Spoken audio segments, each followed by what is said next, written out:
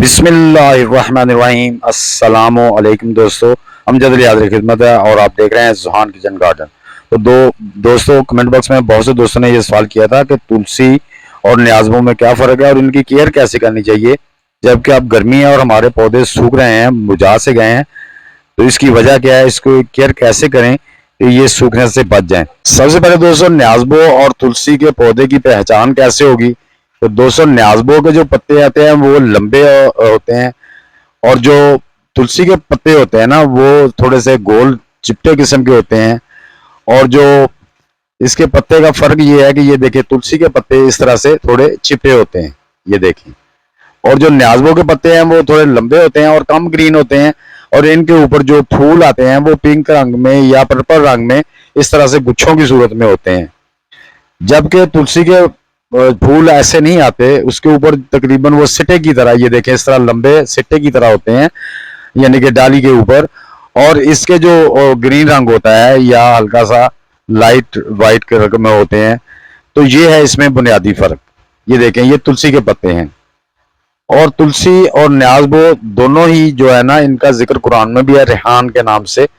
तो ये जन्नत के पौधे हैं और इसको खास जो तुलसी है ना, इसको हिंदू मजहब में बड़ा मुकद्दस पौधा माना जाता है और इसकी पूजा भी की जाती है। तो ये दोस्तों गर्मी और सर्दी दोनों में ही मुतासर होते हैं। इसकी केयर आपने कैसे करनी है, जब आपकी 40 से ज्यादा टेम्परेचर हो जाए तो इनको आपने शेडी एरिया में रखना है।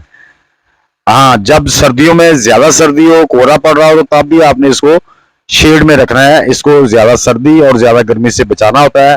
अगर आप इसकी गर्मी से नहीं बचाएंगे तो ये पौधे मुरझा से जाते हैं और इनकी ग्रोथ रुक जाती है।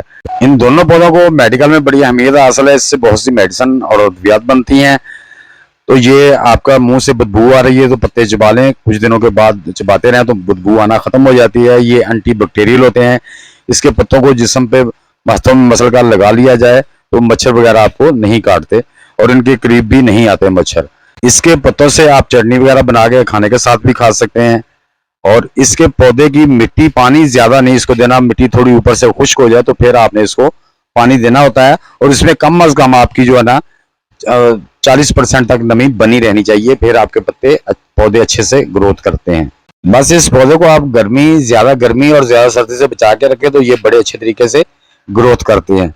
और इसका उगाना मुश्किल नहीं है, इसके बीज खुद ही जो गमले में गिर जाते हैं तुलसी के या न्याज़बो के, तो ये नए उसमें पॉट के अंदर ही नए पौधे बनना शुरू हो जाते हैं। आप उनको निकाल के ट्रांसप्लांट भी कर सकते हैं। अगर आप ज्यादा गर्मी और सर्दी में पौधों को शेडी एरिया में रखते हैं तो इस तरह से आपके पौधे, ये देखिए, आप बहुत ज्यादा गर्मी है तो ऐसी जगह पे पौधों को रखना है जहां पे उनपे दोपहर की गर्मी कम अज कम तेज ना पड़े, या आप शेडी एरिया में जहां पे फुल सनलाइट आती हो वहां पे रख सकते हैं। तो आपके पौधे इस तरह से बिल्कुल ग्रीन, लश ग्रीन और हरे भरे रहेंगे, ये स्ट्रेस में नहीं जाएंगे। तो दोस्तों, इनके बीज जो होते हैं वो भी तुखमलंगा के तौर पे शरबत में डालकर पिए जाते हैं। ये आपकी गर्मी की शिद्दत को खत्म करते हैं। ये पौधे की चटनी खाने से आपका मैदा बड़ा परफेक्ट और सेट रहता है, मैदे की इस्लाह करते हैं और आपके जिस्म के अंदर या मुंह के अंदर जो बदबू होती है उसको भी खत्म करते हैं। अगर आपके मुंह में छाले बन जाए, पक जाए, तो आप इसके चंद पत्ते चबा के रखें मुंह में, तो 5 से 6 दिन में आपके मुंह के अंदर जो बनने वाले छाले हैं वो भी खत्म हो जाएंगे। तो ये इसके दोस्तों बहुत से ही बेनिफिट हैं। इनको मेडिकेटेड पौधा कहा जाता है, इससे बहुत सी अद्वियात बनती हैं। हमारे यहाँ तो सिर्फ डेकोरेशन के तौर पर लगाए जाते हैं, लेकिन बाहर के मुल्कों में इसे कमर्शियल तौर पर लगाया जाता है, जिससे इसकी पत्तों और बीजों से मुख्तलिफ अद्वियात तैयार की जाती हैं जो कि पूरी दुनिया में सप्लाई होती हैं। ये पौधे अगर घर में लगे हो तो हर तरफ इस सुबह के टाइम बड़ी अच्छी सी खुशबू आती है, भीनी भीनी सी। तो दोस्तों, उम्मीद करता हूँ कि ये वीडियो आपके लिए हेल्पफुल साबित होगी। वीडियो अच्छी लगे तो लाइक और शेयर कर दें। नया दोस्त भी वीडियो को लाइक, शेयर और चैनल को सब्सक्राइब करके बेल आइकन को दबा दें ताकि हर नई वीडियो की इत्तला आपको टाइम टू टाइम मिलती रहे। तो दोस्तों, मिलते हैं इंशाल्लाह नेक्स्ट वीडियो में। तब तक के लिए आप सब दोस्तों को अल्लाह हाफिज।